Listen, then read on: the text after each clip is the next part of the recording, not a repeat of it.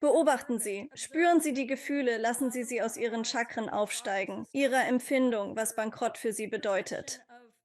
Beobachten Sie das Gefühl von Geldmangel. Stellen Sie sich diesem Gefühl, lassen Sie es zu. Viele möchten davor fliehen, werden wütend und lehnen ab. Ich habe das nicht erschaffen. Ich will keine Armut, keinen Bankrott in meiner Realität und weigere mich, es anzusehen. Aber erkennen Sie, dass Sie es sind, der dies erschaffen hat, um es zu meistern. Wenn Sie die tiefsten Tiefen der Frequenz und die Polarität des Lichts meistern, dann werden Sie das größte Licht erkennen.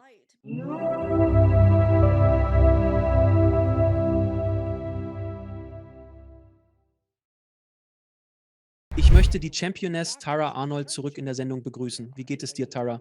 Hallo Alex, danke, dass ich wieder da sein darf. Na klar. Es freut mich auch, dich wiederzusehen. Beim letzten Mal hat das Publikum dich ja regelrecht gefeiert und auch Saint-Germain, als er dazukam. Wenn ich mich richtig erinnere, habe ich damals einige ziemlich knifflige Fragen gestellt und er war einfach nur gleich wie Wasser. Er war einfach unbeeindruckt. Er hat sie beantwortet. So erstaunlich und so tiefgründig. Und unser letztes Gespräch verlief eigentlich recht gut. Wir hatten Tausende von Menschen haben es bis jetzt gesehen. Deshalb wollte ich dich wieder dabei haben. Ich möchte dich zurückhaben. Ich möchte Saint-Germain zurückhaben, um weiterhin das Wort und die Energie, die ihr gemeinsam verbreitet, zu teilen. Fantastisch, er ist bereit zu sprechen, das ist großartig. Ja, er redet gerne. Ja, wenn ich mich recht erinnere. Ja, er. Können Sie denen, die unser erstes Gespräch verpasst haben, Ihren Channeling-Prozess erklären? Er ist ja etwas anders als bei anderen Channel-Medien, da jeder seine eigene Methode hat. Also, ich arbeite mit aufgestiegenen Meistern. Wenn ich also den aufgestiegenen Meister Saint-Germain channel, bringen andere aufgestiegene Meister Heilfrequenzen durch meine Chakren zum Publikum oder zum Zuschauer. Wenn also jemand bereit ist, das zu empfangen, müssen Sie nur sagen, dass Sie offen dafür sind und Ihr Geist wird ans Licht bringen, was Sie in diesem Moment loslassen möchten. Es geht darum, Emotionen aus vergangenen Leben oder einfach auf Angst basierende Emotionen hervorzurufen und an die Oberfläche zu bringen. Und dann kanalisieren die Meister durch meine Chakren zu ihnen und wandeln das von Angst zurück in Liebe. Wenn ich in Trance bin, gibt es quasi zwei Aspekte von mir. Einerseits übersetze ich und es gibt noch einen Aspekt, als ob ich mit ihnen spreche, Tagträume oder einfach nur ein weiteres Gespräch. Und wir greifen auf die Energiefrequenz des Publikums zu, während sie in Echtzeit zuschauen, denn Wissen ist Illusion, gleich aufeinander gestapelten Jetzt-Momenten. Saint-Germain kann so auf Zuschauerfrequenzen zugreifen beim Ansehen. Manchmal wird er wechsle das Thema des Gesprächs. Eine bestimmte Person oder spezifisches Emotion, die momentan jeder im Kollektiv in sich trägt und die an die Oberfläche gebracht werden muss. Manchmal lenkt er das Gespräch also in andere Richtungen und manchmal bleibt er genau bei dem Thema, nach dem gefragt wurde. Es ist jedes Mal anders. Aber ich kann es. Ich bin ein bewusster Trance-Kanal, also gehe ich in tiefe Trance und bin gleichzeitig bei Bewusstsein. Und ich lehre das. Diese Methode, wie es geht. Also, wenn jemand Interesse hat, das Channeln zu lernen, dann besuchen und informieren Sie sich auf meiner Webseite. Wir werden alles überprüfen. Wir sorgen dafür, dass alle von deiner Arbeit und dem, was du tust, erfahren. Also dieses Gespräch möchte ich wirklich darauf konzentrieren. Manifestation des Anziehungsgesetzes und Erschaffung unserer Realität durch Gedanken sind sehr angesagte Themen. Menschen wirklich. Möchten Sie mehr erfahren? Da draußen gibt es enorm viele Fehlinformationen. Das Geheimnis, ihr hat die Lawine ins Rollen gebracht, aber jetzt denken die Leute so, oh, ich muss nur an einen neuen Tesla denken und schon erscheint der neue Tesla. So funktioniert es im Allgemeinen nicht. Also wollte ich das mal klarstellen. Etwas mehr dazu aus der Perspektive von Saint-Germain, was ich als eine besonders interessante Sichtweise betrachte. Ja, sicher. Gibt es vielleicht eine spezielle Frage, mit der wir den Anfang machen sollen? Wir beginnen. Sind Sie bereit? Das ist die Frage. Sind Sie es? Ja. Also, die erste Frage lautet, was ist das Gesetz der Anziehung? Oh ja, willkommen, ich bin Saint-Germain. Wir begrüßen euch alle.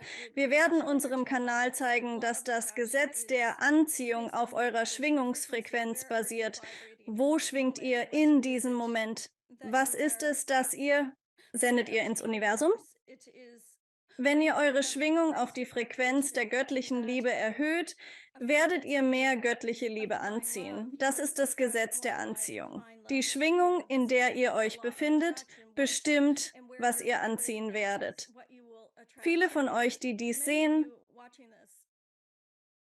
ihr kennt dieses Gesetz der Anziehung bereits, ihr seid mit diesem Konzept schon vertraut, ihr kennt schon die Frequenzen. Wir empfehlen, das Magnetismusgesetz zur Beschleunigungsunterstützung zu nutzen für diejenigen unter euch, die in eurer Realität mehr manifestieren wollen. Das Gesetz des Magnetismus besagt, dass Gegensätze sich anziehen. Wie kann ich beides gleichzeitig tun? Ich bin aktiv und lebe nach dem Gesetz der Anziehung, um zu manifestieren, was ich begehre. Doch das Gesetz des Magnetismus wirkt entgegengesetzt. Man könnte sagen, aktiviere beide, indem du die Absicht setzt. Ich trete in das Gesetz der Anziehung ein und ziehe an, was ich mir wünsche. Aber was, wenn ich etwas erschaffe, das ich in meiner Realität als schlecht oder falsch betrachte? Dann sage ich habe das nicht erschaffen. Ich übernehme Verantwortung für das Gute in meinem Leben. Aber wo übernimmst du Verantwortung für das Schlechte, das du erschaffen hast? Du musst akzeptieren, dass du alle Frequenzen und somit alles in deiner Realität erschaffst. Du musst Verantwortung dafür übernehmen, dass du alles in deiner Realität erschaffst. Um deine Realität zu ändern, musst du erst Armut beherrschen. Um Wohlstand zu schaffen, musst du Liebe beherrschen, um zu erobern. Einsamkeit überwinden erfordert ihre Beherrschung. Krankheit für Wohlstandsschaffung. Was meinst du genau? Wie kann ich Frequenzen kontrollieren? Wir raten dir, aufzuhören, sie zu bewerten. Deine Beurteilung erfolgt aus einer egozentrischen Sichtweise. Du sagst, bei negativen Ereignissen sei ich nicht verantwortlich, bei positiven jedoch der Schöpfer. Du wertest also Ereignisse, indem du annimmst, dass bei negativen Vorfällen oder in deiner Wahrnehmung mag etwas als schlecht erscheinen. Wir sehen es nicht so. Es existiert einfach ohne Beurteilung. Aus deiner egozentrischen Sicht beurteilst du es jedoch. Du ordnest Dinge als gut, schlecht, richtig oder falsch ein, während wir sagen, dass sie keines davon sind. Um das Gewünschte anzuziehen, müsstest du deine Schwingung ändern. Dies würde dich in die Realität der 5. Dimension bringen.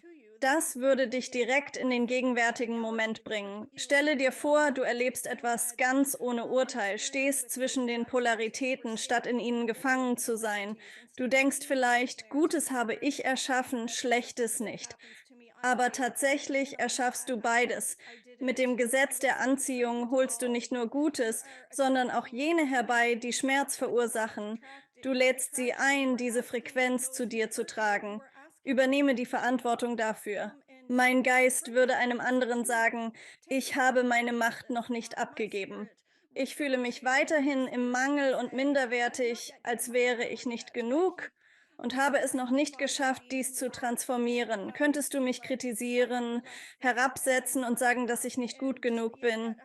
Wenn dann jemand kommt, um dir das zu sagen, könntest du denken, es geschieht dir etwas Schlechtes anstatt für dich.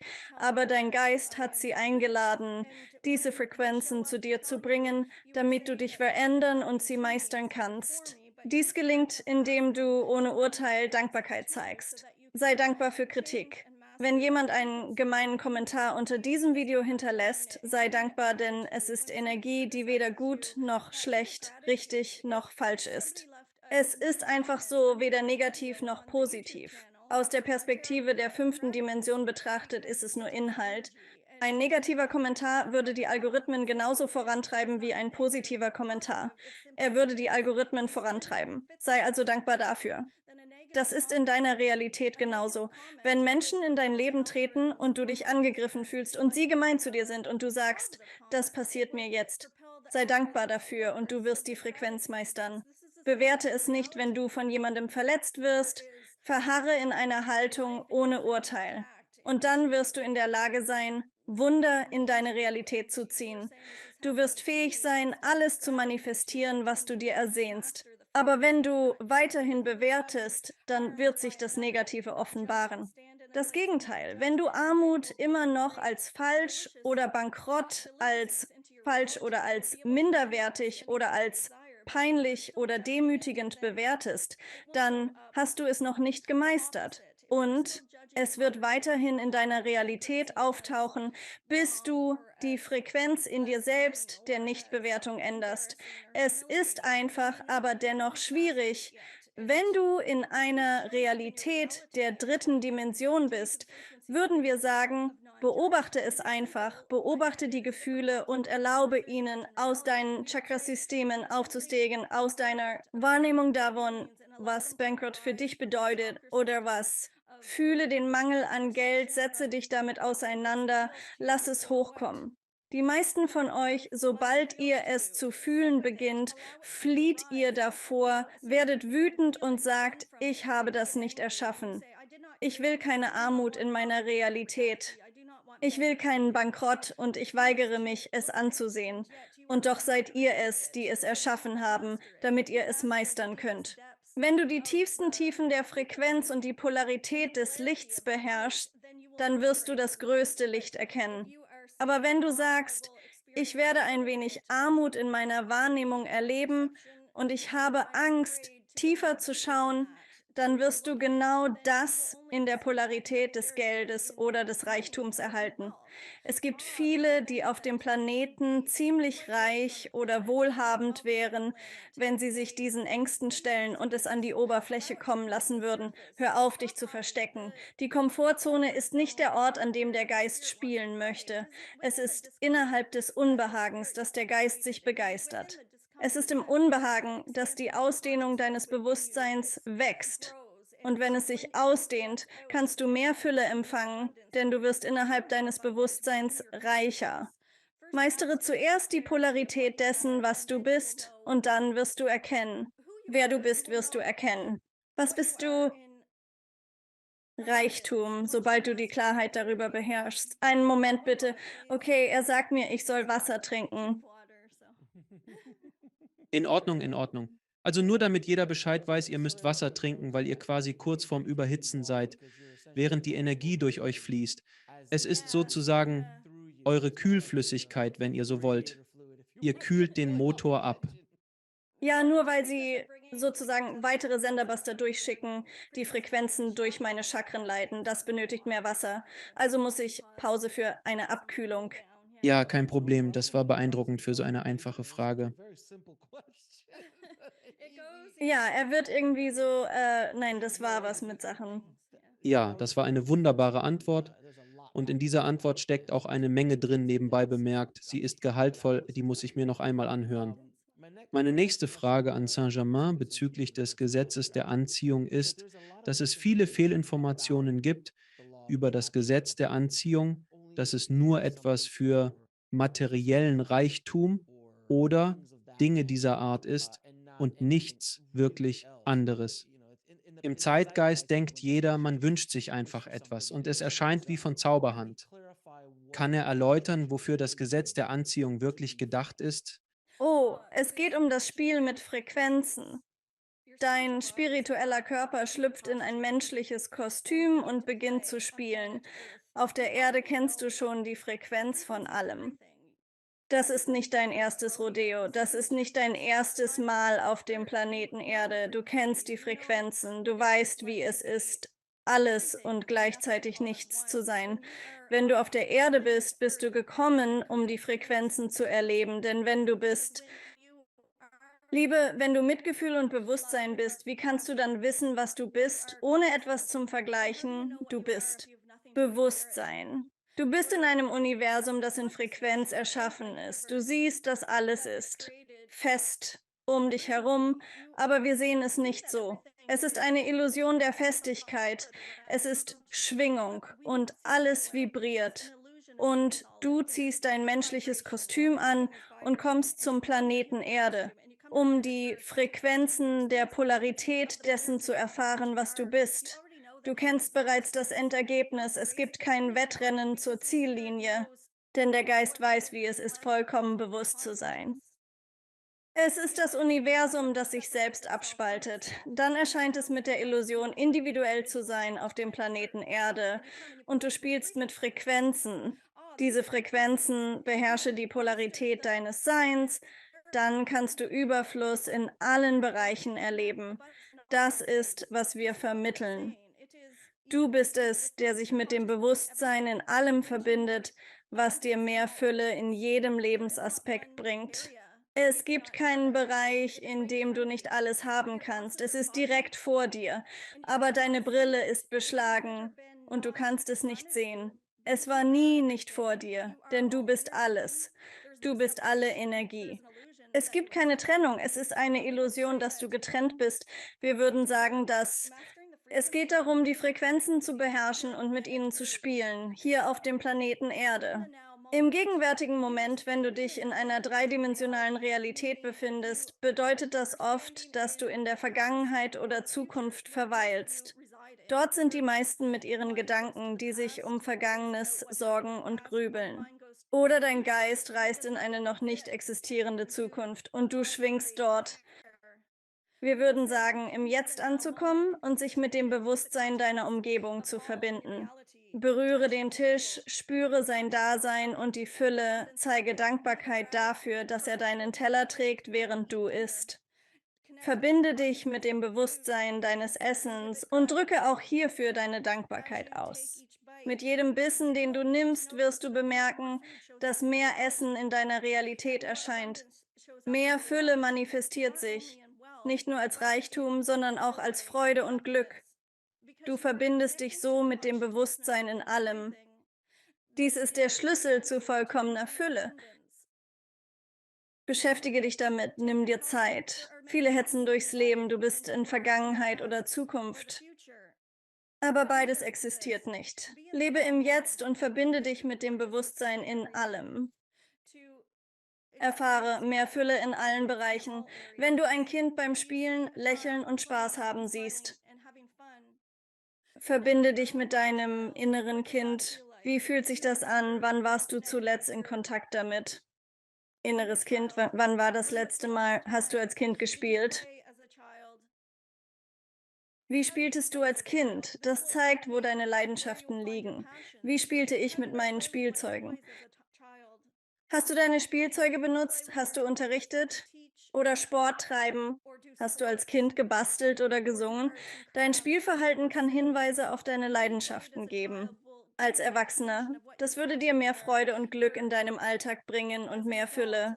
Du wirst deinen Lebenssinn finden. Wir greifen eine Frage aus dem Kollektiv auf. Einen Moment bitte. Jemand fragt, ich kann meinen Lebenssinn nicht finden. Mehr als eine Person stellt diese Frage. Wie finde ich meinen Lebenssinn? Und wir würden sagen, dein Lebenssinn liegt jenseits deiner tiefsten Ängste. Es ist so, dass das Ich-Bewusstsein die Frequenz nicht erfahren möchte. Des Lebenssinns oder der Lebensleidenschaft. Wir würden sagen, der Lebenssinn besteht darin, Schwingungen zu erfahren. Aber wenn du eine individuelle Erfahrung machst und du ein Seelenziel anstrebst, das dich erfüllt und dein Herz bereichert, dann würden wir sagen, liegt es jenseits deiner größten Ängste. Tara hat eine intensive Angst vor Interviews und deshalb führt sie ein Interview durch, um diese Angst zu überwinden. Sie fragt sich, was jenseits dieser Angst liegt. Aber wenn sie die Frequenzen der Panik, die bei einem Interview aufkommen, nicht meistert, wird sie nie erfahren, was auf der anderen Seite davon ist. Könnte das etwas Köstliches sein? Könnten mehr Türen sich öffnen? Mehr Möglichkeiten vielleicht? Kann man neue Freunde treffen oder neue Kontakte knüpfen? Jemand, der ihr Lächeln schenken würde oder etwas Freude in ihr Leben bringen? Das sagen wir, wenn du Angst hattest zu beginnen, wenn du Angst vor dem nächsten Schritt hattest. Hier spielt der Geist gerne. Das Ich-Bewusstsein wird dich niemals dieser Angst stellen lassen, denn es will die Kontrolle behalten. Aber wenn du ihr ins Auge blickst, dich darauf einlässt und diese Schwingungsfrequenzen von Angst und Panik an die Oberfläche kommen lässt, wird dein Bewusstsein sie augenblicklich umwandeln.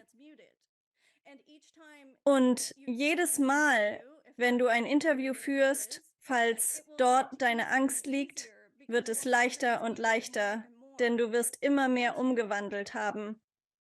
Sobald du, sobald du alle Frequenzen der Angst transmutiert hast, wirst du befreit und neue Türen öffnen sich. Du entdeckst einen Überfluss, unvorstellbar in deiner bisherigen Wirklichkeit.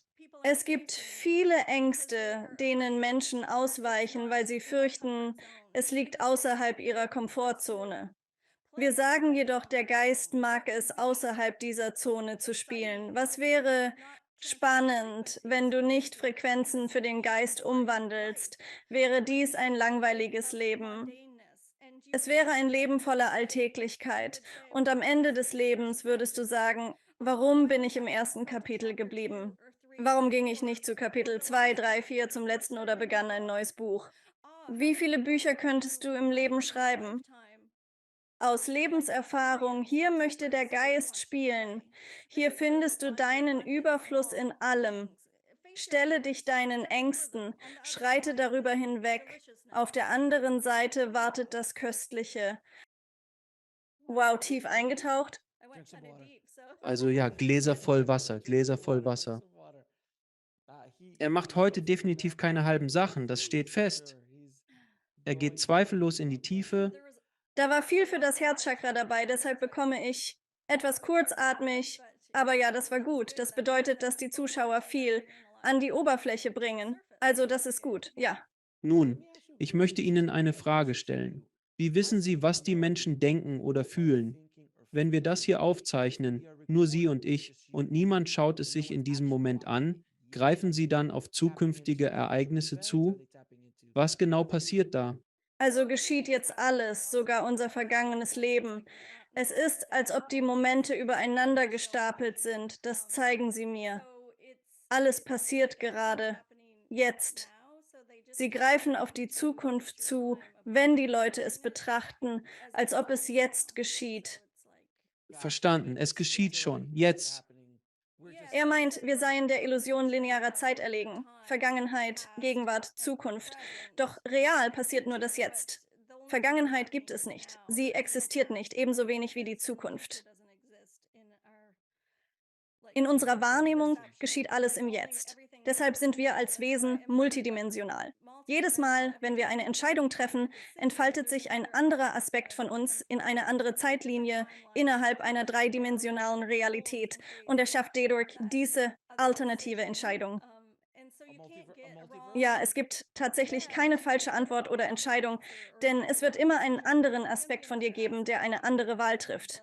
Dies passiert sozusagen tausendfach am Tag und entfaltet sich jeweils in eine andere dreidimensionale Realität.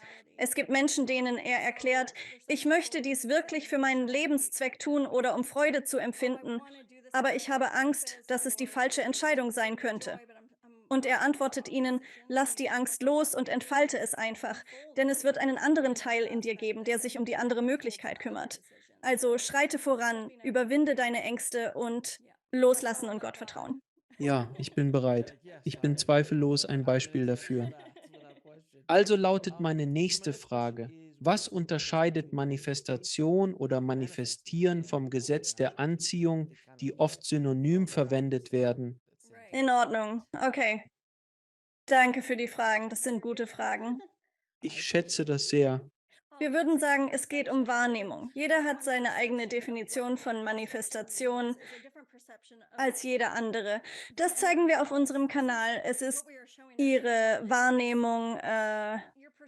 Betrachtet jemand ein Gemälde, hat er seine eigene Wahrnehmung. Kommen jedoch tausend andere dazu und sehen dasselbe Bild, hat jeder eine andere Sichtweise.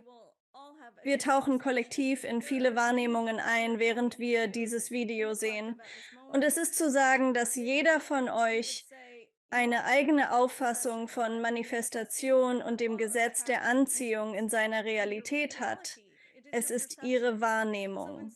Also anstatt sich zu fragen, was soll ich tun, soll ich das manifestieren? Und wenn man in einem Buch liest, tu das, es probiert, aber es funktioniert nicht, und dann ein Buch über das Gesetz der Anziehung liest, es versucht und es wieder nicht klappt, würden wir stattdessen sagen, Zugriff darauf nehmen, Ihre Erkenntnis. Ihr alle habt euren eigenen, einzigartigen Schlüssel zur Manifestation.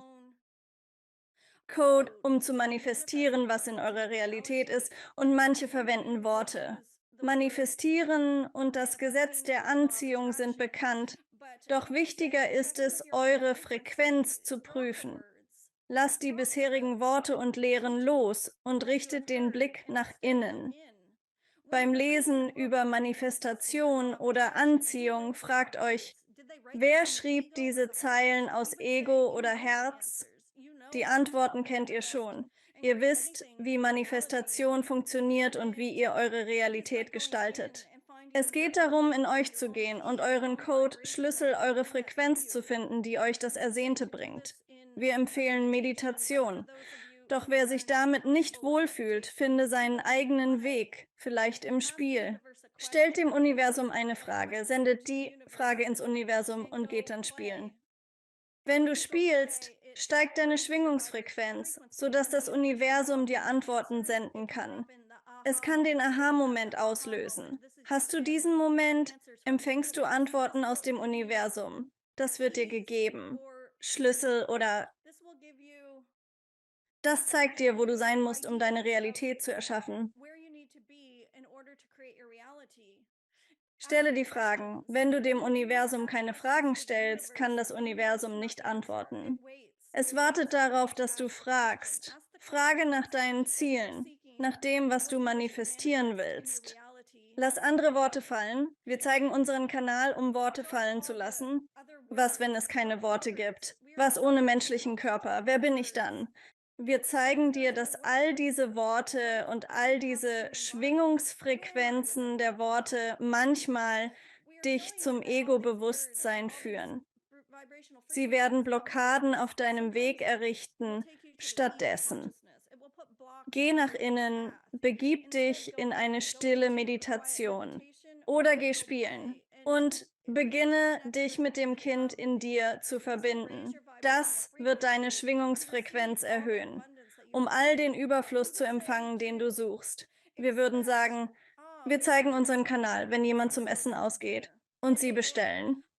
Essen von der Speisekarte bedeutet, ich bestelle dieses Gericht und erwarte, dass es serviert wird. Das hinterfragen sie nie. Sie gehen immer davon aus, dass es so sein wird. Denn so war es bisher in der Realität. Sie hatten immer das Essensbestellung geliefert und und wenn sie die Essensbestellung geliefert bekommen, sie hatten erwartet, dass sie geliefert wird. Wenn du deine Fülle vom Universum bestellst, wenn du deine Bestellung ins Universum gibst, erwarten sie, dass es geliefert wird. Es ist so einfach wie das Bestellen eines Essens. Das Restaurant von der Kellnerin. Und während sie ihr Essen bestellen und sie geben das Erwartungen hinaus ins Universum. Sie wird in der Küche vorbereitet und dann wird sie mühelos geliefert. Aber wenn Sie Ihre Bestellung für mehr Fülle vom Universum aufgeben, ob es Geld oder Gesundheit oder Liebe ist, Sie sind Zweifel hegen. Statt auf die Lieferung zu warten, zweifeln Sie, ob sie überhaupt kommt. Seien Sie im Jetzt. Spielen Sie mit dem inneren Kind, das vernachlässigt wurde. Das führt Sie zu einer neuen Schwingungsfrequenz. Die fünfte Dimension ist bedeutsam, denn sie führt Sie in den gegenwärtigen Moment. Wenn Sie sich in diesem Moment befinden, können Sie erschaffen.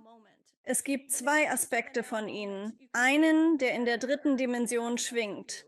Ein Aspekt von Ihnen schwingt in der fünften Dimension. Versetzen Sie sich in diesen Aspekt Ihres Selbst. Setzen Sie die Absicht und manifestieren Sie von dort aus. Das bringt Sie in die Schwingungsfrequenz, die Sie anstreben, um das Gesetz der Anziehung oder das Gesetz des Magnetismus zu nutzen oder zum Manifestieren. Wir würden sagen, lassen Sie Worte beiseite. Treten Sie in Ihre Realität der fünften Dimension ein. Alles existiert doppelt auf der Erde, schwingend in der dritten oder fünften Dimension. Welche möchten Sie empfangen? Denn in der dritten Dimension Es bringt viele angstbestimmte Energien und starkes Urteilsvermögen mit, die fünfte Dimension jedoch nicht und sie überträgt sich schnell. Es ist wie im Schnellrestaurant. Es geht schnell, man bestellt und das Essen kommt prompt. Das erwartet man auch. Aber im Gourmet-Restaurant dauert es länger. Wir sagen also, für schnelle Manifestation nutzen Sie den Schnellrestaurant Drive-In. Für eine tiefere Erfahrung betreten Sie die Realität der fünften Dimension. In einer fünfdimensionalen Realität verbinden Sie sich mit dem Geldbewusstsein. Haben Sie je mit Geld gesprochen oder sich damit verbunden? Kennen Sie die Schwingungsfrequenz des Geldes? Haben Sie das erfahren? Haben Sie Infos vom Geldbewusstsein erhalten und gefragt, was es braucht und haben Sie das Geld respektiert? Respektieren Sie Geld? Wenn Sie Geld bekommen, stopfen Sie es dann einfach in Ihre Tasche, ohne ihm Respekt zu zollen? Zeigen Sie Dankbarkeit, wenn Sie etwas kaufen? Wir meinen es ernst. Respektieren Sie das Bewusstsein des Geldes und es wird Sie respektieren. Es ist klar, dass Sie mehr als Geld manifestieren wollen. Doch im Kollektiv ist Geld für die meisten zentral. Menschen möchten in ihrer Realität mehr Geld erschaffen. Gesundheit und Liebe sind wichtig, also verbinde dich mit allen. Fühle das Bewusstsein der Liebe. Verbinde dich mit dem Liebesbewusstsein und frage, was es braucht. Verbinde dich mit Gesundheitsbewusstsein. Frage es, was es benötigt und bitte um mehr Einblick. Du hast Zugang zum Bewusstsein aller Dinge. Bitte es dir mehr zu zeigen, stelle mehr Fragen. Wenn du eine Frage an das Universum richtest, kann das Universum antworten. Doch ist die Frage vage, antwortet das Universum ebenso vage. Ist die Frage jedoch detailliert, dann antwortet das Universum mit Details. Einige von euch scheuen sich, Fragen zu stellen. Wir wenden uns an die Zuschauer. Einen Moment bitte. Viele zögern, das Universum nach Antworten zu fragen, da sie sich unwürdig fühlen. Es ist Zeit, euren Wert zu erkennen. Sei dir bewusst, du bist Bewusstsein. Erkenne deine Größe, wenn der aufgestiegene Meister Jesus eintritt. Er zweifelt nicht an seiner Größe. Er kennt seine Größe. Das sagen wir. Du musst deine Größe erkennen, um sie anzunehmen. Diese Größe kommt aus dem Herzen, nicht aus dem Kopf. Wenn Jesus einen Raum betritt, er bestimmt seine Realität. Was er will, wird Wirklichkeit. Doch das Wort bestimmen lässt dich klein fühlen. Dein Selbstbewusstsein sträubt sich dagegen. Es suggeriert, bestimmen sei ein Wort, das du meiden solltest. Denn nutzt du es, führst du dein Leben eher mit dem Herzen. Ich aber will die Zügel mit dem Verstand in der Hand halten. Ich werde bewirken, dass du Unbehagen empfindest, wenn du Befehlen sagst. Bedenke jedoch, dass die Integration der Schwingungsfrequenz des Wortes Befehlen in dein Sein deine Schöpfungskraft steigert. Indem du es benutzt, zeigst du, dass du dich mit deinem inneren Bewusstsein, deinem göttlichen Selbst verbindest und aus dieser Verbindung deine Realität formst. Wenn du Befehlen benutzt, es weckt den Gott in dir, um deine Realität zu formen. Wir verstehen, dass manche den Begriff Gott meiden, also schwanken sie zwischen Universum, Quellenenergie, Schöpfer oder Gott. Wir sagen, es ist alles, je nach Wahrnehmung, und alles ist Frequenz. Es spielt keine Rolle, wie Sie es nennen. In Ihnen ist das Bewusstsein für alles. Verbinden Sie sich damit und erschaffen Sie von dort aus. Befehlen Sie, was Sie in Ihrer Realität wünschen, befehlen Sie sein Erscheinen und es wird geschaffen. Anfangs mag Ihr Ich-Bewusstsein Widerstand leisten und Unbehagen auslösen, doch nach einigen Monaten gibt es nach. Das Ego stirbt nicht. Jemand im Publikum sagt, ich erlebe eine spirituelle Erweckung und mein Ego wird sterben. Ich durchlebe einen Ego-Tod. Und wir würden sagen, das Ego stirbt nicht. Es wird nur leiser, weil die Anhaftung daran verloren geht. Während du erwächst, wird deine Stimme lauter aus dem Hirn statt aus dem Kopf. Das Ego-Bewusstsein wird leiser, verschwindet aber nicht ganz. Beobachte, wie es Kritik übt. Nach dem Channeln wird Taras Ego bemängeln. Das war nicht gut. Doch sie heftet sich nicht daran. Sie lässt es vorüberziehen. Lerne auch du, dein Ego-Bewusstsein ziehen zu lassen, statt daran festzuhalten. Befiehl, was du in deiner Realität erschaffen willst, und es wird Wirklichkeit. Trink etwas Wasser. Danke, ja, genau. Bemerkenswert, bemerkenswert. Meine nächste Frage: Wie beeinflussen negative Gedanken und Emotionen auswirken? Manifestation und Anziehungsgesetz? Gedanken sind Schwingungen, Emotionen sind Schwingungen. Auf welcher Frequenz schwingt Sein? Dies bestimmt, was in deiner Realität erschaffen wird. Wo schwingt mein Sein? Prüfe deine Frequenz. Einige von euch tun das bereits. Wir sehen, dass manche in Panik geraten. Ein Gedanke war falsch. Ich hatte einen falschen Gedanken und glaube, meinen ganzen Tag ruiniert zu haben. Ich könnte meinen Tag abbrechen, so viele schlechte Gedanken hatte ich. Doch wir sagen, seid nachsichtiger mit euch. Ihr müsst euch nicht an diese Gedanken klammern. Einige sind im Ego-Bewusstsein gefangen, quälen sich und denken, sie hätten ihre Manifestation ruiniert. Wir raten, beobachtet euren Gedanken einfach, ohne ihn festzuhalten, und er wird. Verwandle ihn zurück in Liebe und lass die Anhaftung daran los. Es ist die Anhaftung an die Gedanken, die eure Manifestationen blockiert, weil ihr sie bewertet. Ihr fällt ein Urteil über euch selbst, dass ihr, wenn ihr einen Gedanken habt, eure Manifestation ruiniert habt. Diese Gedanken werden kommen. Sie fühlen sich für viele aufdringlich an. Es gibt 3 Aspekte oder Teile des Ego-Bewusstseins im Bewusstsein des mentalen Körpers, und das sind Es, Ich und Über-Ich. Das Es ist der Aspekt eures Bewusstseins des mentalen Körpers, der euch sagt, ob etwas ist. Wir würden sagen, sofortige Befriedigung oder Impulskontrolle. Und dann trifft das Ego die Entscheidung, fass den heißen Herd nicht an.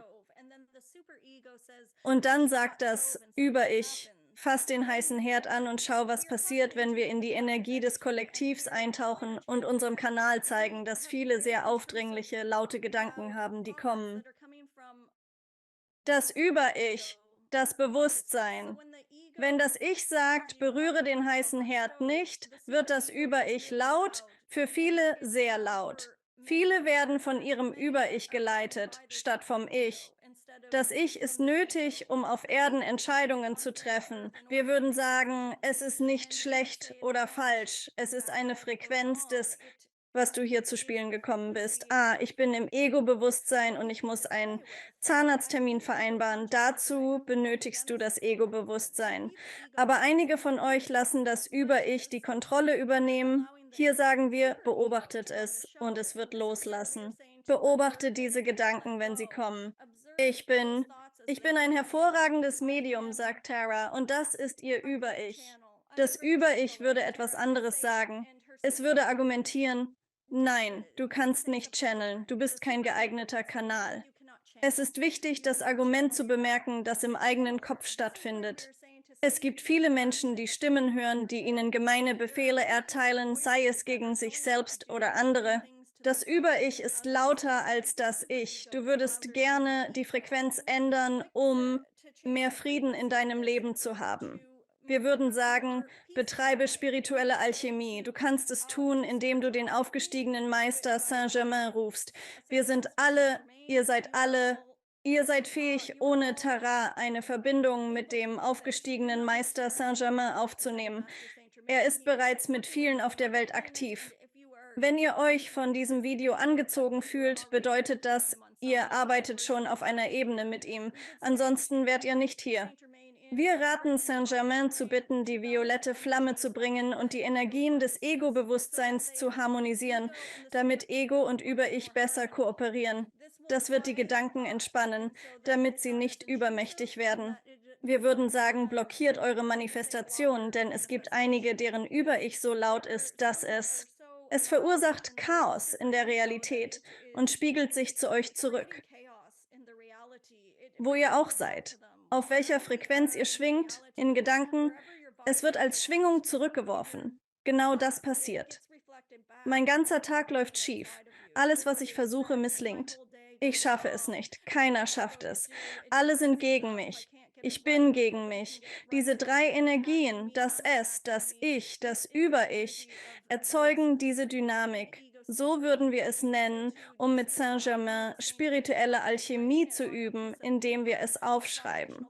Halte die Schwingungsfrequenzen dieser Worte, das Es, das Ich und das Über-Ich in deiner Hand und befiehl, dass dein höheres Selbst und Saint-Germain die violette Flamme der Wandlung hervorrufen.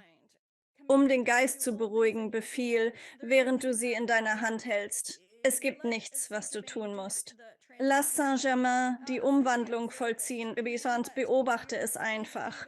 Befiehl, dass dein Es und Über-Ich nun in schwingender Harmonie arbeiten, anstatt sich abzustoßen.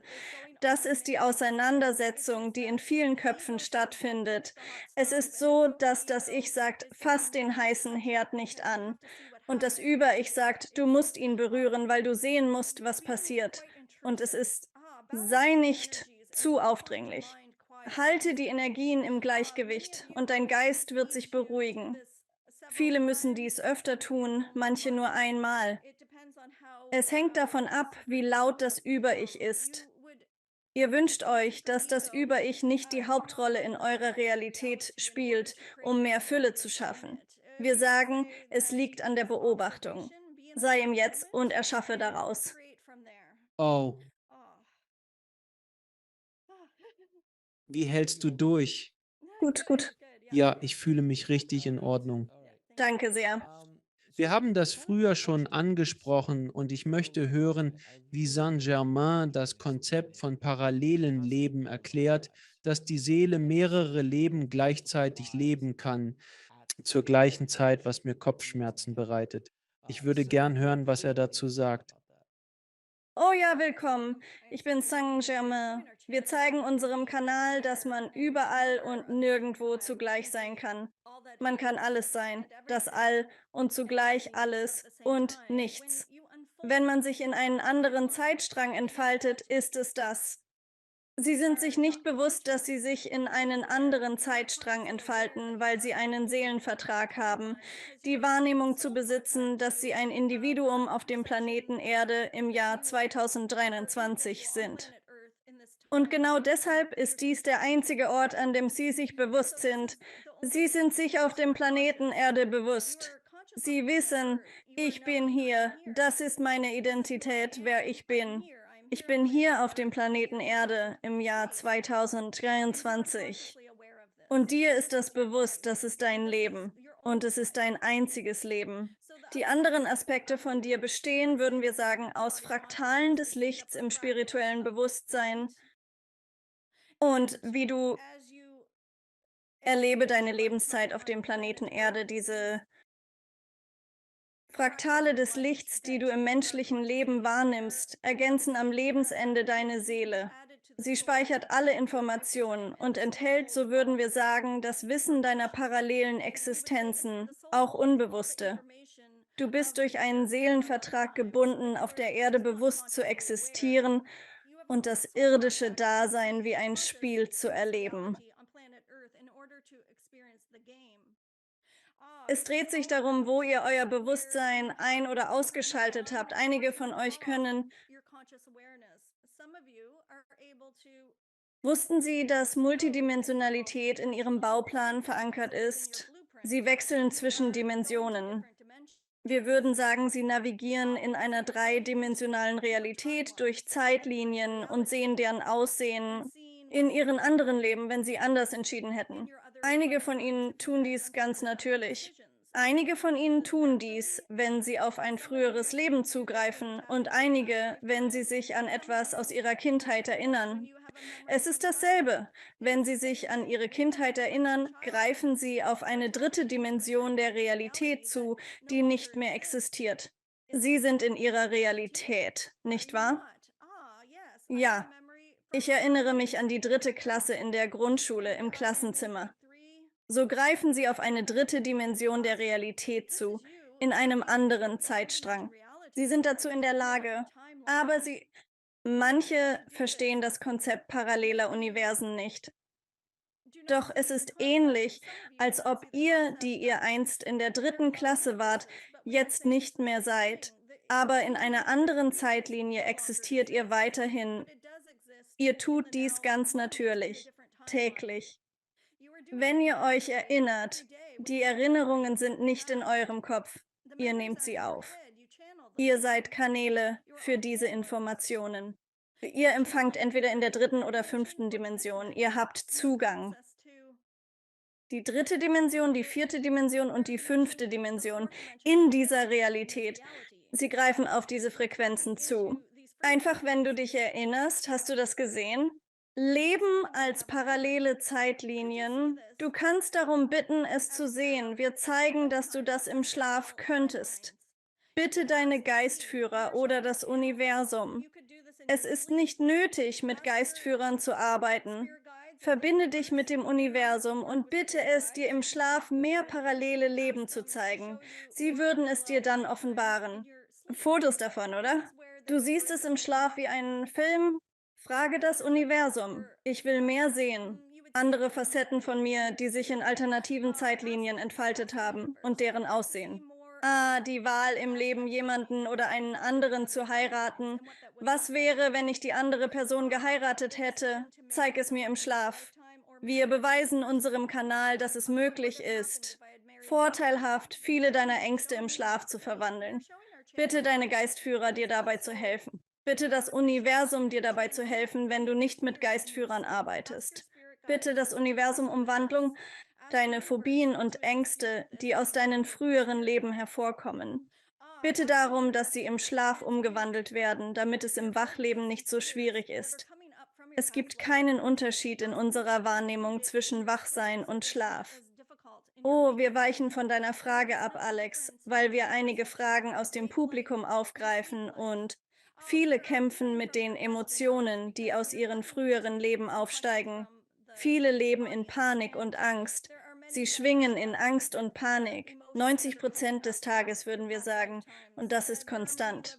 Es liegt daran, dass du die Emotionen aus deinen vergangenen Leben gespürt hast, die an die Oberfläche kamen, um wieder in Liebe umgewandelt zu werden.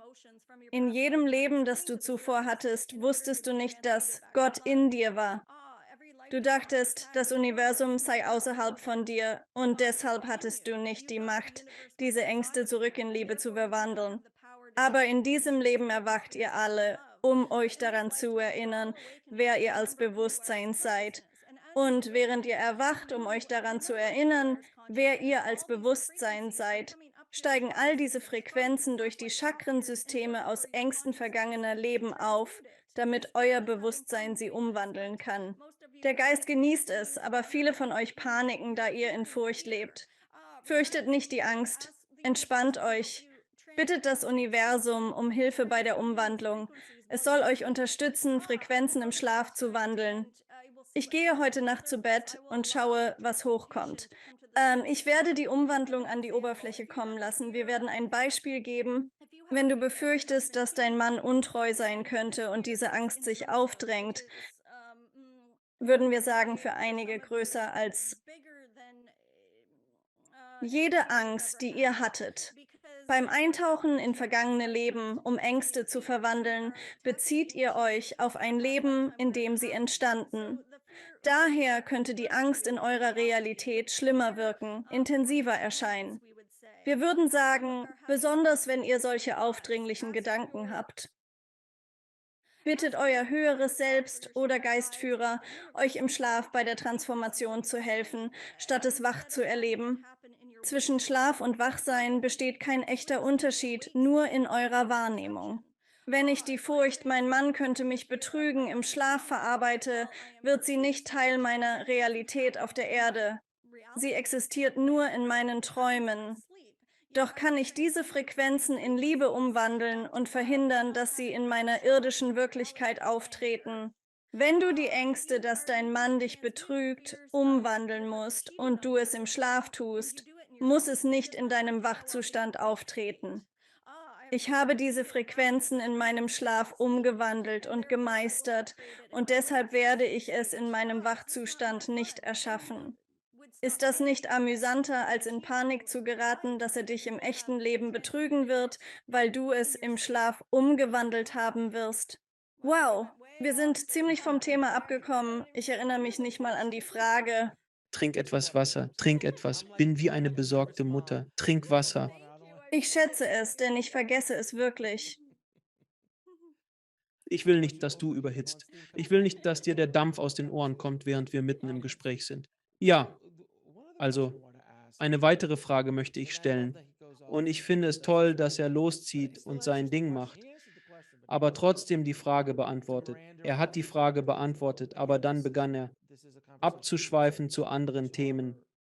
Nochmals, dies ist ein Gespräch, um zu helfen. Also wie auch immer, er glaubt, es dient dem Publikum, das finde ich gut. Ich unterstütze das voll und ganz. Eine weitere Frage, die ich hatte, betrifft parallele Leben und das Multiversum. Das Multiversum ist ein viel diskutiertes Thema und wird oft in den Raum gestellt. In Filmen jetzt, im Fernsehen.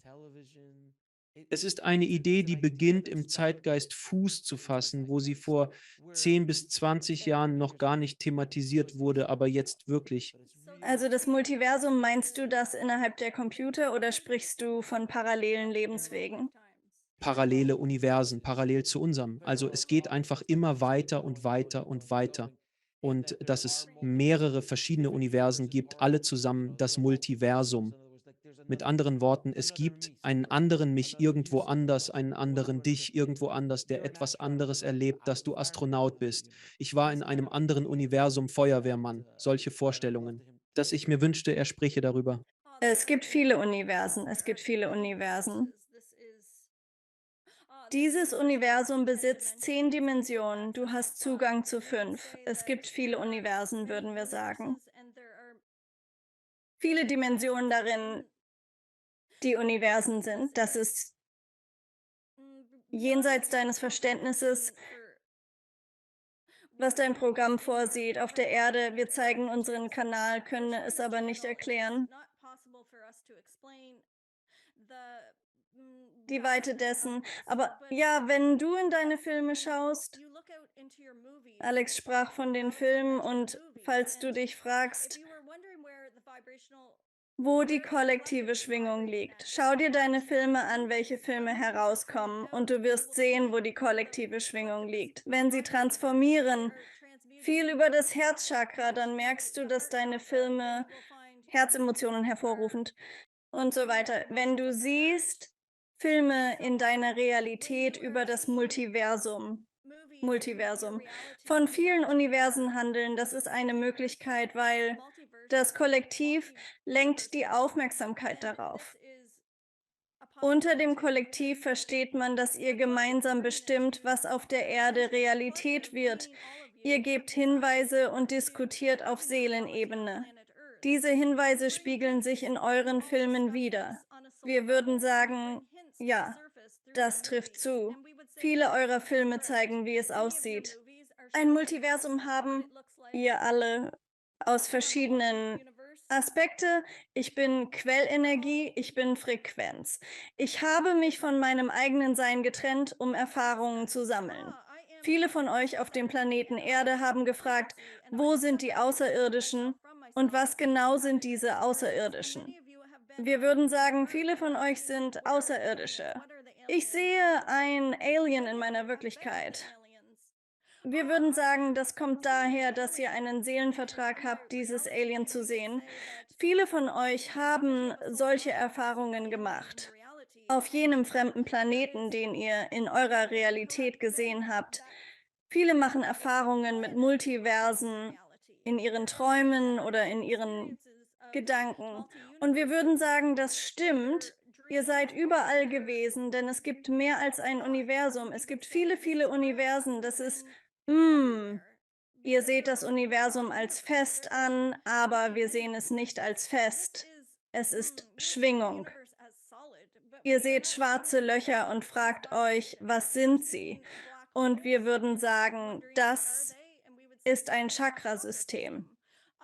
Ihr seht das Universum als fest. Ich bin in diesem Universum und ich kann Dinge berühren. Und es ist ein Konstrukt und es ist fest, aber das ist nur eine Wahrnehmung. Auf der Erde nehmt ihr im Spiel alles als fest wahr, weil ihr es so in euren Bauplan eingebaut habt, um in der dritten Dimension zu spielen. Doch es ist anders. Was, wenn ihr alles als Frequenz seht? Würde das Universum verschwinden oder sich ausdehnen? Könntet ihr gleichzeitig überall und doch nirgendwo sein? Wärt ihr dann nicht alles? Und wir würden antworten, ja, das ist die Unendlichkeit, die der menschliche Verstand nicht zu erfassen vermag. Es existieren zahlreiche Universen und ihr wart in vielen davon. Planeten und ihr wart in vielen Universen. Es gibt keine Grenzen. Ihr stellt diese Fragen aus einem begrenzten Verstand heraus, weil ihr das Spiel der Polaritäten spielt und das setzt Grenzen. Aber was, wenn es keine Grenzen gäbe? Das zeigen wir unserem Kanal. Es gibt viele Universen und du kannst darauf zugreifen. So wie du das Paralleluniversum erschließt und darum bittest, sie zu sehen, bitte weiter, zeig mir mehr. Du bittest das Universum. Diese Fragen aufkommen, weil sie im Kollektiv präsent sind, Alex. Du stellst diese Fragen, weil viele Menschen diese Fragen stellen. So die Filme entstehen, wie die Gedanken entstehen, dann wird dir mehr bewusst, wie unermesslich ihr als Menschen seid. Du wirst dir der Weite eures Bewusstseins bewusst und falls du die Fragen stellst, es ist, weil dein Wissen dir sagt, dass es mehr gibt, dass es mehr gibt. Und wie würde das aussehen, wenn du alles in Frequenzen sähest? Und würdest mehr Fragen stellen? Du hättest mehr Antworten? Oh, wir lieben deine Fragen, Alex, denn sie erweitern den Geist und öffnen die Herzen und sie entfalten sich zum Neuen. Je mehr du fragst, desto weniger brauchst du jemanden zu fragen. Sage, frage das Universum, dein höheres Selbst. Bitte uns, die aufgestiegenen Meister, dir mehr zu offenbaren. Mit jeder Frage entfaltet sich deine Realität stärker. Je mehr Übung, desto mehr Spaß. Wir können nicht eingreifen ohne deine Bitte. Beim Channeln durch Tara drehten wir ihren Kopf nach links. Ihr Nacken schmerzte und sie sagte, mein Nacken wird, sagte sie, bitte uns loszulassen. Wir greifen nicht in deine Seelenreise ein, können es auch nicht. Es sei denn, du bittest uns. Du darfst nicht zu viel verlangen. Bitte uns, dann vergiss es. Stellst du eine Frage, schwingst du im Mangel. Du wünschst dir etwas. Hier würden wir sagen, vergiss es und geh spielen. Wenn du deine Schwingungsfrequenz auf mehr Freude erhöhst, dann können wir damit in Verbindung treten und dir die Antworten geben. Du wirst deinen Aha-Moment haben und das ist, wie du uns kanalisierst. Das ist, wie du das Universum kanalisierst. Geh spielen, stell Fragen und hab Spaß. Okay, ich weiß nicht, ob das beantwortet wurde. Es beantwortet, es bewegt sich klar in die richtige Richtung. Es ist eine große, komplexe Frage, nicht leicht zu beantworten. Doch es ebnet den Weg und regt die Menschen an, intensiver nachzudenken, was der eigentliche Sinn der Frage ist. Und er zeigt mir Computer und wie wir durch einen Computer mit jedem auf der Welt kommunizieren können. Und das ist ähnlich. Es ist einfach für uns, das zu tun, Kindheitserinnerungen und so weiter. Aber die Idee eines Multiversums wirkt absurd. Dennoch kannst du mit jedem überall von hier aus sprechen. Obwohl wir in verschiedenen Zeitzonen sind, geschieht alles jetzt. Es ist, als könntest du trotz Zeitunterschieden sprechen. Ich habe das noch nie so gesehen. Das ist eine geniale Analogie, denn du hast absolut recht. Wir alle erleben gerade unser Leben mit unseren eigenen Vorstellungen von der Realität. Und dennoch passiert es genau im selben Moment für Milliarden von Menschen auf der ganzen Welt. Und wenn wir uns mit einem von ihnen verbinden wollen, nehmen wir einfach unser Telefon und rufen sie per FaceTime oder Zoom an. Oder tippen und senden sie eine Nachricht. Es ist sofort erledigt. Wo auch immer Sie sind, bei Internetzugang erfolgt die Übermittlung umgehend. Und die Vorstellung eines Multiversums ist im Grunde genommen sehr ähnlich, denn Genau, ja. Es passiert alles gleichzeitig. Uns fehlt einfach die Möglichkeit, die Wut mit der Zoom-Technologie uns mit diesen anderen zu verbinden. Potenziale dessen, was geschieht. Es verursacht wirklich Kopfschmerzen. Ich muss ehrlich sein, wenn man sich einlässt, beginnt es im Kopf zu schmerzen. Ja, es ist einfach alles. Er zeigt mir immer wieder, dass alles nur Energie ist. Es ist wie diese Illusion, die wir erschaffen haben, dass alles so fest ist. Aber das ganze Universum ist nur Frequenz. Es vibriert einfach. Und dann kann diese Schwingung jederzeit wechseln und dann erleben wir etwas anderes. Wir könnten erschaffen in einem anderen Universum sein. Es gibt unendlich viele Möglichkeiten. Einfach so viele Möglichkeiten. Richtig. Und die Quantenphysik spricht bereits davon, es ist bereits bewiesen, dass wir alle Energie sind. Alles ist Energie. Wenn du den Prozess des molekularen Eintippens durchführst, kannst du Dinge verändern. Die Energiefrequenz, genau wie ich mag. Früher betrieb ich medizinische Intuition. Lesungen bringen Frequenzen, vielleicht aus einem früheren Leben. Ich sehe manchmal das Gesicht von jemandem aus einer vergangenen Existenz. Doch nur für Sekunden. Es ist, als hätte ich in die Zeitlinie eingegriffen und kurz hineingesehen. Eine Vision davon über ihrem Gesicht, während ich die Lesung mache. Also, man sieht, wie es einfach in verschiedene Zeitlinien eintaucht. Es ist nur Energie, die man verändern kann. Also, wenn ich mit jemandem spreche und dann ihr Gesicht für ein paar Sekunden in das eines alten Menschen metamorphosiert und dann zurückkehrt, ist es, als hätte ich gerade in ihr früheres Leben eingegriffen. Man kann es sehen und deshalb sagt er immer wieder, wir haben nur beschlagene Brillen, aber es ist direkt vor uns. Wie all diese Dimensionen und Zeitlinien liegen direkt vor uns. Es gibt also Meister, die auf der Erde wandeln und gleichsam ein- und aussteigen, immer wieder. Kannst du das bei Yogis hören, dass sie darüber sprechen, wie zum Beispiel in der Autobiografie eines Yogis? Yogananda hat das wortwörtlich gesagt. Er meinte so, ich bin dann mal weg. Ich bin 2 Tage nicht da und wenn ihr mich braucht, flüstert mir einfach ins Ohr und ich bin wieder da. Er war in einer anderen Dimension, machte sein Ding und dann kam er zurück. Ziemlich faszinierend, das Ganze. Ja, ja, es ist spannend. Hat Saint-Germain vielleicht noch abschließende Worte, die er dem Publikum mitgeben möchte? Oh ja, willkommen. Ich bin Saint-Germain. Wir würden sagen, erkennt euren Wert. Es gibt viele, die ihren Wert nicht sehen. Sie suchen Bestätigung von anderen, um sich wertvoll zu fühlen, als bräuchten sie jemanden, der sie liebt. Wir sagen, alles Notwendige liegt in euch. Liebt euer inneres Kind, denn wenn ihr jeden außerhalb von euch selbst liebt, habt ihr viel erreicht. Ich bin freundlich, liebe alle und gebe viel für andere.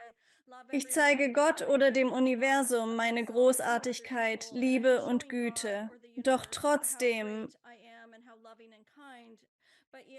der eine Aspekt Gottes, den ihr nicht liebt, seid ihr selbst und das verursacht eine Trennung im Universum. Es ist Zeit hineinzugehen. Der Planet möchte es. Das Universum strebt danach, wieder ganz zu sein. Die Trennung ist die dritte Dimension, die Realität des Menschseins. Und wenn du ein Mensch bist, du schenkst dir diese Liebe nicht selbst. Doch wir meinen, wenn du dich dem öffnen würdest, könnte das Universum leichter ins Gleichgewicht kommen und du würdest vieles umwandeln und vieles auf dem Planeten verändern, indem du in dich gehst. Denn wenn du in dich gehst, verbindet sich das Bewusstsein in dir mit dem Bewusstsein aller. Und wenn sich das ausweitet, dann schafft es ein Gleichgewicht auf dem Planeten. Aber wenn du immer außerhalb von dir nach Bestätigung suchst, dann hält das alles getrennt. Du bist das fehlende Stück, wenn du Kuchen hast. Und du hast ein Stück des Kuchens aus der Kuchenform genommen. Du hast eine Trennung verursacht. Du bist das Stück Kuchen, das du genommen hast und behauptest, ich sei es nicht wert. Ich muss Liebe außerhalb finden. Doch würdest du in dich kehren und dir selbst Liebe schenken, könnte das Stück zurück in den Kuchen und das Universum heil werden. Suche nicht mehr nach Bestätigung außerhalb deiner selbst. Du bist immer mehr als genug. Wenn du etwas tust und dabei denkst, ich sollte das nicht tun, ich mache etwas falsch, du Du gibst immer dein Bestes. In Momenten größter Bedürftigkeit nach Liebe, lob dich. Fühlst du dich niedergeschlagen, denkst einen Fehler begangen zu haben, ist Liebe am nötigsten. Gib sie dir, auch wenn du etwas verschüttet hast. Kaffee auf dem Boden. Lobst du dich selbst oder sagst du, ich habe etwas falsch gemacht? Hier würden wir sagen, du ironisierst, toll, den Kaffee verschüttet. Doch wenn ein Fünfjähriger den Kaffee umstößt, wärst du nachsichtig und tröstend. Warum also nicht dieselbe Sanftheit und Freundlichkeit dir selbst gegenüber zeigen, wenn du den Kaffee verschüttest? Ihr kritisiert euch selbst. Es ist an der Zeit, hineinzugehen und diese Liebe, die ihr allen um euch herum gegeben habt, euch selbst zu geben. Das wird das Universum wieder heil machen. Segnungen. Ah, okay. Und ihr seid also Tara, vielen Dank, dass du wieder mit dabei bist. Es war wirklich ein Vergnügen, mit dir zu sprechen. Könntest du uns verraten, wo Interessierte mehr über dich und eure gemeinsame Arbeit erfahren können? Ja, danke, dass ich dabei sein durfte, Alex. Und es ist taraarnoldart.com und auch mein YouTube-Kanal. Also, ja, ich möchte dich sehen und danke nochmal, Alex, dass ich dabei sein durfte. Natürlich. Möchten Sie eine Abschiedsbotschaft ans Publikum richten? Vielen Dank fürs Zuhören. Ich schätze es sehr und bin dankbar für all die Kommentare. Ich schätze alle, die nach Alex' letztem Interview, das wir hatten, zu meinem Kanal kamen. Ihr seid wirklich nette Leute. Kommen auf ihre Seite und wir schätzen sie wirklich. Sarah, danke für alles, was du tust und ich schätze dich sehr, meine Liebe. Nochmals vielen Dank. Danke fürs Zuschauen. Klicken Sie unten auf ein Video, um fortzufahren und vergessen Sie nicht zu abonnieren.